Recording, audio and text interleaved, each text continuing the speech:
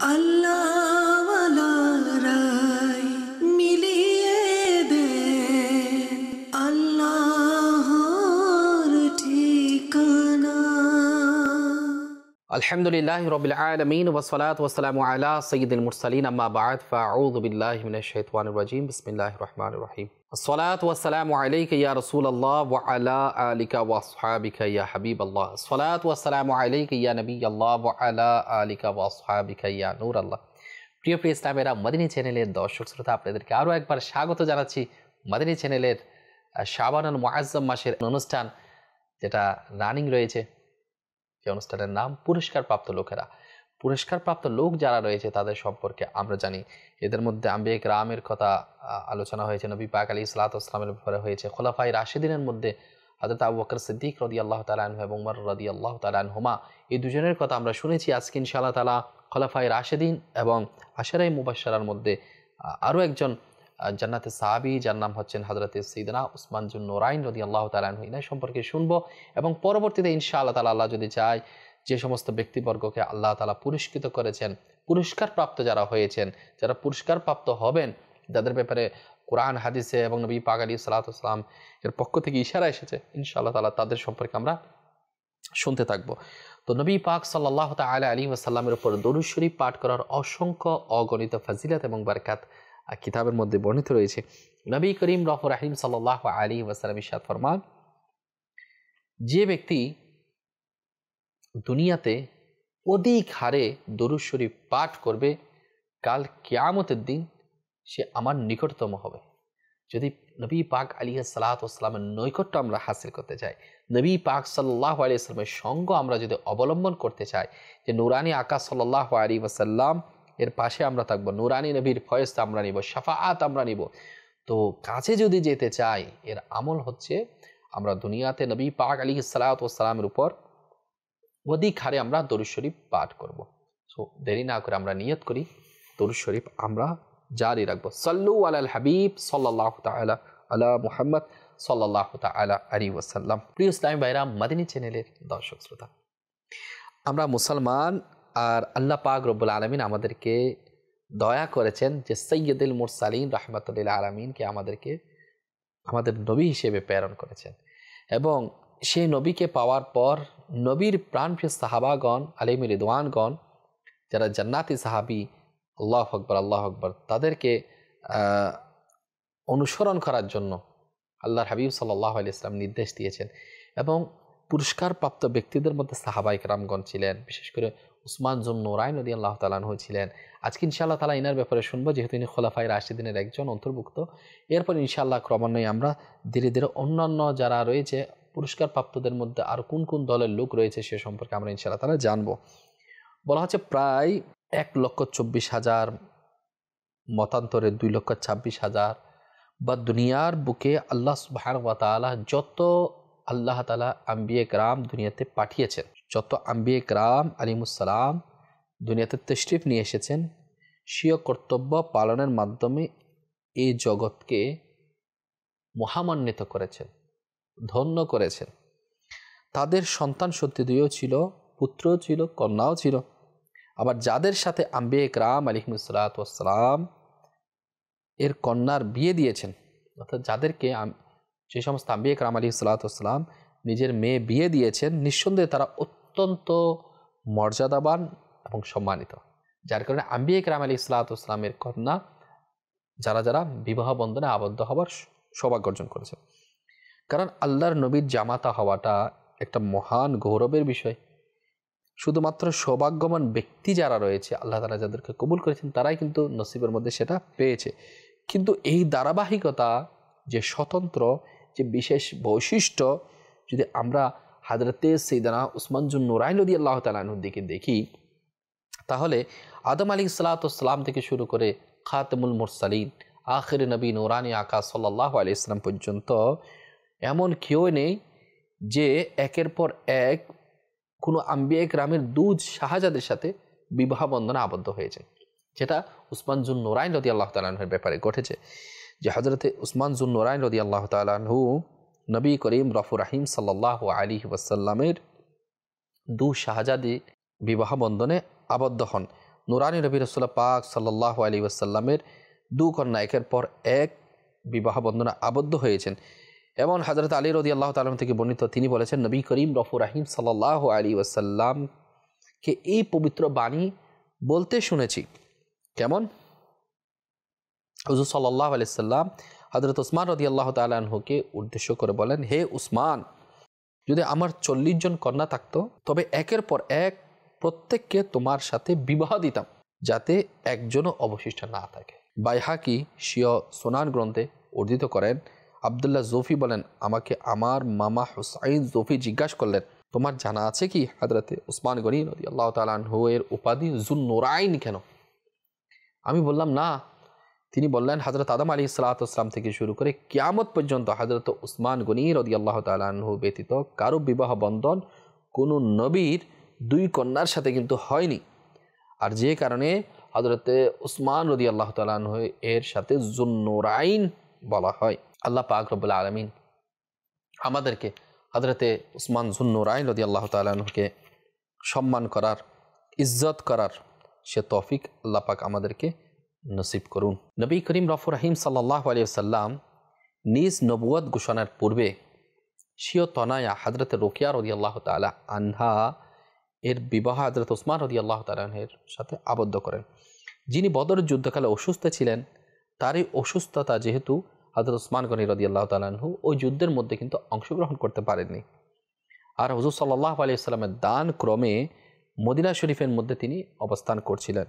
যেহেতু হুজুর পাক সাল্লাল্লাহু আলাইহি ওয়াসাল্লাম উসমান গনি রাদিয়াল্লাহু তাআলা আনহুকে বদরের যুদ্ধে প্রাপ্ত গনিমত থেকে অংশ প্রদান করেছিলেন, সেহেতু তাকে বদর যোদ্ধাদের মধ্যে অন্তর্ভুক্ত করে নেওয়া হয়েছিল, গণনা করা হয়েছিল। বদর যুদ্ধে বিজয়ী সুসংবাদ নিয়ে যায়েদ বিন হারেসা রাদিয়াল্লাহু তাআলা আনহু যখন মদিনায়ে মুনাওয়ারায় পৌঁছালেন, তখন হযরতে রুকিয়া রাদিয়াল্লাহু তাআলা আনহার দাফন সমাধা করা হচ্ছিল। এর ইন্তেকালের পর নবী করিম রফুর রাহিম সাল্লাল্লাহু আলাইহি ওয়াসাল্লামের স্বীয় আরেক তনয়া হযরতে উম্মে কুলসুম রাদিয়াল্লাহু তাআলা আনহা এর সাথে হযরত উসমান গনি রাদিয়াল্লাহু তাআলা আনহু বিবাহ বন্ধনে আবদ্ধ করে দেন। তিনিও 9 হিজরিতে ইন্তেকাল করেছেন। আর এভাবে উসমান যুন-নুরাইন রাদিয়াল্লাহু তাআলা আনহু 2 নূরের অধিকারী হয়ে গেলেন। তাহলে নবী পাক আলাইহিস সালাতু ওয়াস সালামের 2 শাহজাদিকে বিয়ে করার কারণে যদি যুন-নুরাইন হয়, 2 নূরের অধিকারী হয়, তাহলে স্বয়ং নুরানি আকা সাল্লাল্লাহু আলাইহি ওয়াসাল্লামের নূরের কি প্রভাব রয়েছে। সুবহানাল্লাহ। তো বলা হচ্ছে তার গর্ভে একজন পুত্র ছিলেন, যিনি হযরতে রুকিয়া রাদিয়াল্লাহু তাআলা আনহার গর্ভে জন্মগ্রহণ করেন। তার নাম ছিল আব্দুল্লাহ। তিনি তার মায়ের ইন্তেকালের পর 6 বছরে তার ইন্তেকাল করেছেন। কিন্তু হযরতে উম্মে কুলসুম রাদিয়াল্লাহু তাআলা আনহার গর্ভে কোনো সন্তান ভূমিষ্ঠ হয়নি। আল্লাহ পাক রব্বুল আলামিন উসমান যুন-নুরাইন রাদিয়াল্লাহু তাআলা আনহুকে এমন সম্মানিত করেছেন, এমন মর্যাদাবান বানিয়েছেন। সুবহানাল্লাহ, সুবহানাল্লাহ। কিতাবের মধ্যে আসছে যে আল্লাহ তাআলার পেয়ারা মাহবুব সাল্লাল্লাহু আলাইহি ওয়াসাল্লাম এর 2 শাহজাদি মাশাআল্লাহ বিবাহ বন্ধনে আবদ্ধ হয়েছেন। কেমন পুরস্কার! এবং ইনি জান্নাতের কিন্তু সার্টিফিকেটও পেয়েছেন ইনশাআল্লাহ তাআলা। আমরা শুনবো, সাথেই থাকুন। সাল্লু আলাল হাবিব সাল্লাল্লাহু তাআলা আলা মুহাম্মদ সাল্লাল্লাহু আলাইহি ওয়াসাল্লাম। প্রিয় ইসলামী ভাইরা, মাদানী চ্যানেলের দর্শক শ্রোতা, হুজুর করিম রফুর রাহিম সাল্লাল্লাহু আলাইহি ওয়াসাল্লাম একটি বাক্য পুনরাবৃত্তি করতে করতে মিম্বর থেকে অবতরণ করতে লাগলেন। সে বাক্যটা কি, যেটা তিরমিজি শরীফের মধ্যে আসছে, এখন উসমানকে ওই আমল কোনো ক্ষতি করতে পারবে না যা সে এর পরে করবে। অর্থাৎ উসমান রাদিয়াল্লাহু তাআলা যে আমল করবে সেটা তাকে ক্ষতি করতে পারবে না। তাহলে তার দ্বারা মন্দ সংগঠিত হবে না, খারাপ কিছু সংগঠিত হবে না। উসমানকে ওই আমল কোনো ক্ষতি করতে পারবে না যা সে এর পরে করবে। সুবহানাল্লাহ, সুবহানাল্লাহ। হযরতে উসমান গনি রাদিয়াল্লাহু তাআলা আমল এত উচ্চ মানের ও এতই মকবুল হয়েছিল যে যদি তিনি কোনো নফল ইবাদত নাও করেন, তারপরও এই আমলটি তার উচ্চ পদমর্যাদার জন্য যথেষ্ট।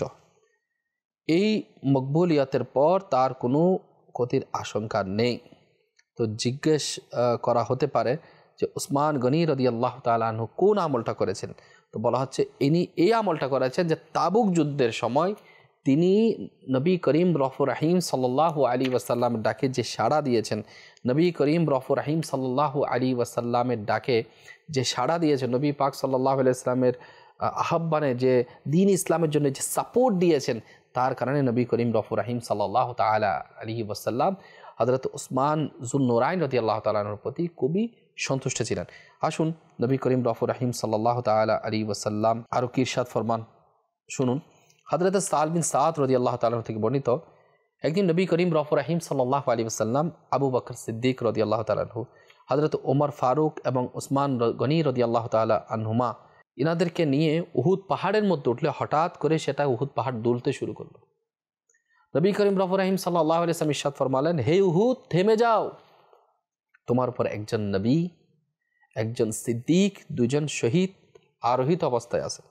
নবী করিম রফুর রহিম সাল্লাল্লাহু আলাইহি ওয়াসাল্লামের সে ভবিষ্যৎবাণী কিন্তু প্রতীয়মান যে আল্লাহ তাআলা নবী করিম সাল্লাল্লাহু আলাইহি ওয়াসাল্লামকে অদৃশ্যের সংবাদ দিয়েছেন যে একজন নবী, নবী বলতে নবী পাক আলাইহিস সালাতু ওয়াস সালাম, সিদ্দিক মানে আবু বকর সিদ্দিক রাদিয়াল্লাহু তাআলা আনহু এবং ফারুক আজম এবং উসমান যুন্নুরাইন রাদিয়াল্লাহু তাআলা আনহুমা যে শহীদ হবে, শহীদ ব্যাপারে কিন্তু নবী পাক সাল্লাল্লাহু আলাইহি ওয়াসাল্লাম আগে সুসংবাদ দিয়েছেন। হে উহুদ পাহাড়, তুমি থামো, যে দুলছিল তখন বলতে থামো, তোমার উপর একজন নবী, একজন সিদ্দিক, দুইজন শহীদ আরোহিত অবস্থায়। তাহলে শহীদ হয় না, হবার আগে আল্লাহ নবী রাসূল পাক সাল্লাল্লাহু আলাইহি ওয়াসাল্লাম কিন্তু ডিক্লার দিয়েছেন। তাহলে শাহাদাতের মর্যাদা পাওয়া, নবী পাক সাল্লাল্লাহু আলাইহি ওয়াসাল্লামের দুজন কন্যাকে একের পর এক বিবাহ বন্ধনে আবদ্ধ হওয়া, জান্নাতের সার্টিফিকেট পাওয়া, এত কিছু পাওয়ার পর আমরা নিঃসন্দেহে বলতে পারি হযরতে সাইয়েদনা উসমান যুন্নুরাইন রাদিয়াল্লাহু তাআলা আনহু পুরস্কার প্রাপ্ত ব্যক্তিবর্গের মধ্যে অন্যতম ছিলেন। আল্লাহ পাক রব্বুল আলামিন হযরত উসমান যুন্নুরাইন রাদিয়াল্লাহু তাআলা আনহুর ভালোবাসা, ইনার মোহাব্বত, আন্তরিকতা আল্লাহ পাক আমাদেরকে দান করুন। বুখারী শরীফের মধ্যে হযরতে আবু মুসা আশআরী রাদিয়াল্লাহু তাআলা আনহু বর্ণিত, তিনি বলেন, আমি মদিনা শরীফের এক বাগানে রাসূল পাক সাল্লাল্লাহু আলাইহি ওয়াসাল্লামের সাথে ছিলাম। এমন অবস্থায় একজন ভদ্রলোক এসে বাগানের দরজা খুলতে বললেন। রাসূল পাক সাল্লাল্লাহু আলাইহি ওয়াসাল্লাম বললেন, দরজা খুলে দাও, আগত ব্যক্তিকে জান্নাতের সুসংবাদ দাও। সুবহানাল্লাহ, যেটা বুখারী শরীফের মধ্যে আসছে। তো আমি দরজা খুলে দিলাম, তখন দেখলাম হযরত আবু বকর সিদ্দিক রাদিয়াল্লাহু তাআলা আনহু। আমি নবী পাক সাল্লাল্লাহু আলাইহি ওয়াসাল্লামের নির্দেশ অনুযায়ী জান্নাতের সুসংবাদ দিলাম। এতদা শ্রবণে তিনি আল্লাহ পাকের শুকরিয়া জ্ঞাপন করে হামদু সানা পাঠ করলেন। অতঃপর এক ভদ্রলোক দরজা খুলতে বললেন, কারাগাত করলেন, অর্থাৎ তিনিও দরজা খুলতে বললেন।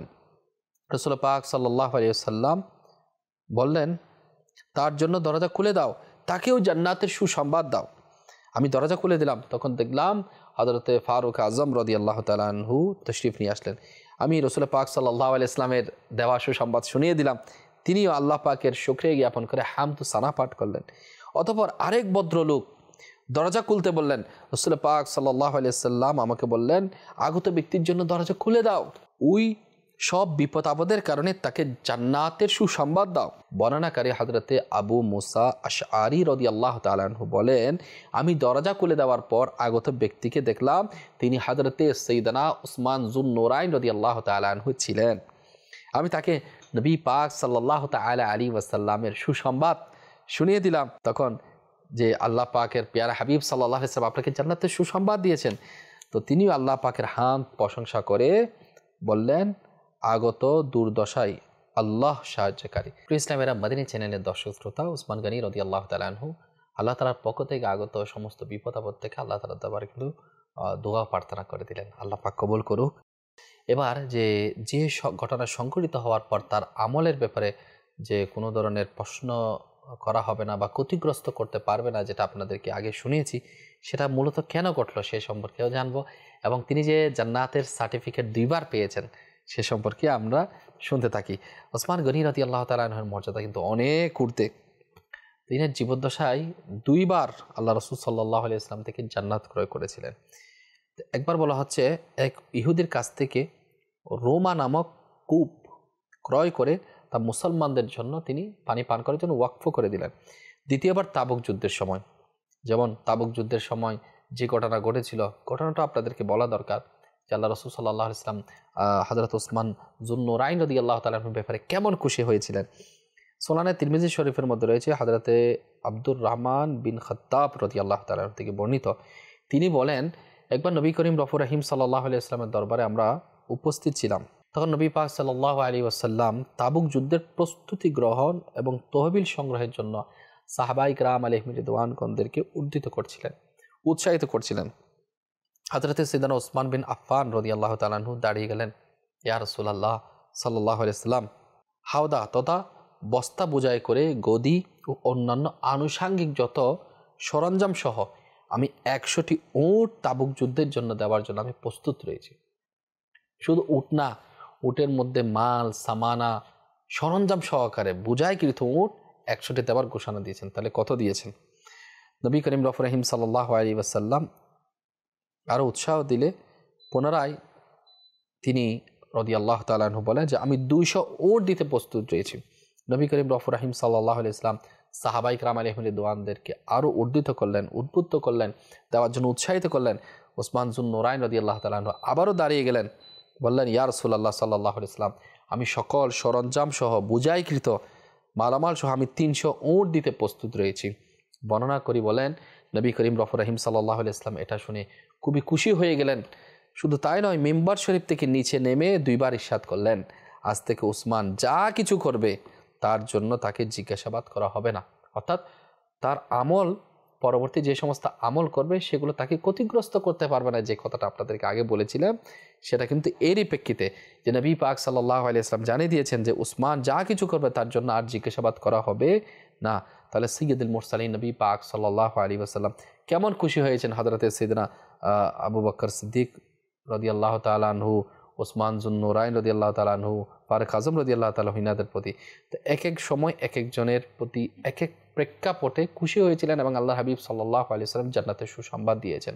এটাই তো বড় পুরস্কার, যে পুরস্কারটা আল্লাহ তাআলার পক্ষ থেকে নবী পাক সাল্লাল্লাহু আলাইহি ওয়াসাল্লাম যেটা এলান করে দিয়েছেন, এর চেয়ে তার সৌভাগ্যের কি আছে। একটা জিনিস খেয়াল করবেন, হযরত ওসমান গনি রাদিয়াল্লাহু তাআলা আনহু এর প্রতি দানশীলতার প্রতি আমাদের জান কুরবান। যে অনেক সময় আমরা দেখা যায় আমরা যা বলি এলান করা হয় তার চেয়ে কম দেয় কিংবা লুকায়, পরবর্তীতে মানুষ দেয় না, কিন্তু কুরবান যাই ওসমান যুন নুরাইন রাদিয়াল্লাহু তাআলা আনহু এর দানশীলতার প্রতি। তো ইনি বলেছিলেন প্রথমে 100 উট দিবে, পরে বলছিল 200 উট দিবে, এরপরে বলছিল 300 উট দিবে। তাহলে কত হয়?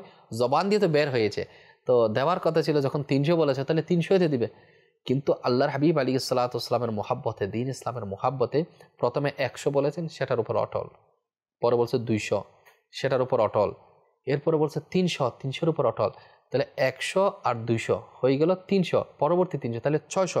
কিন্তু মুফতি আহমদ ইয়ারকান নাইমি রাহমাতুল্লাহ আলাইহি বলেন দেওয়ার সময় উসমান গনি রাদিয়াল্লাহু তাআলা আনহু 100, 200, 300 নয়, হওয়ার কথা 600, 600ও নয়, তিনি 950টি উট, বুঝাইকৃত মাল সামানা সরঞ্জাম সহকারে 50টি ঘোড়া, 100 স্বর্ণ মুদ্রা পেশ করেন।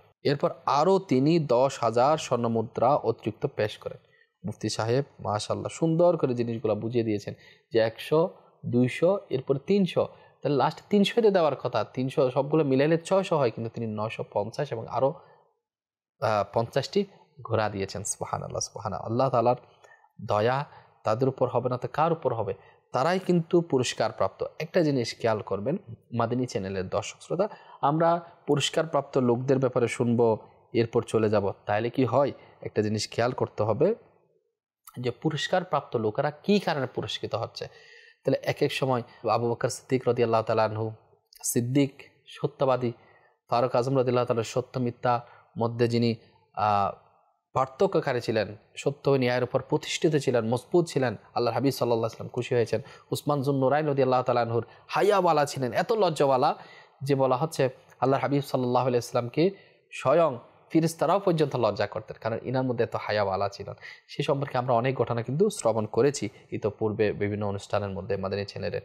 তো আমি যেটা বলতে চাচ্ছিলাম, উসমান যুন নুরাইন রাদিয়াল্লাহু তাআলা আনহুর হায়া, উসমান যুন নুরাইন রাদিয়াল্লাহু তাআলা আনহুর দানশীলতার প্রতি আল্লাহর হাবিব আলাইহিস সালাতু ওয়াস সালাম এত খুশি যে নাকি 2 বার জান্নাতের সার্টিফিকেট, 2 বার জান্নাত দান করেছেন দুনিয়া থাকা অবস্থায়। তাহলে যে দানশীলতার মাধ্যমে, সত্যবাদিতার মাধ্যমে দ্বীন ইসলামের পক্ষে থাকার কারণে, তাহলে এই সমস্ত গুণকে আমরা আনতে পারি না? আল্লাহর হাবিব আলাইহিস সালাতু ওয়াস সালাম যারা আশরায়ে মুবাশশারা, খলিফায়ে রাশেদিন যারা রয়েছে, এদেরকে হয়তো ডিক্লেয়ার করেছেন, কিন্তু তাদের এইসব আমল যদি আমরাও যদি বাস্তবায়ন করতে পারি, আমরাও যদি আমল করতে পারি, এইসব ভালো ভালো বিষয়গুলোতে ভালো নেক আমলগুলো যদি আমরা করতে পারি, তাদের ওসিলায় তো আল্লাহর হাবিব আলাইহিস সালাতু ওয়াস সালাম আমাদেরকে জান্নাতে সুপারিশ করে নিয়ে যাবে ইনশাআল্লাহ তাআলা। আল্লাহ তাআলার দয়া আমাদের প্রতি হবে। তাহলে আমরা নিয়ত করি আল্লাহ তাআলার রাহে দেওয়ার ক্ষেত্রে আমরা কৃপণতা করব না।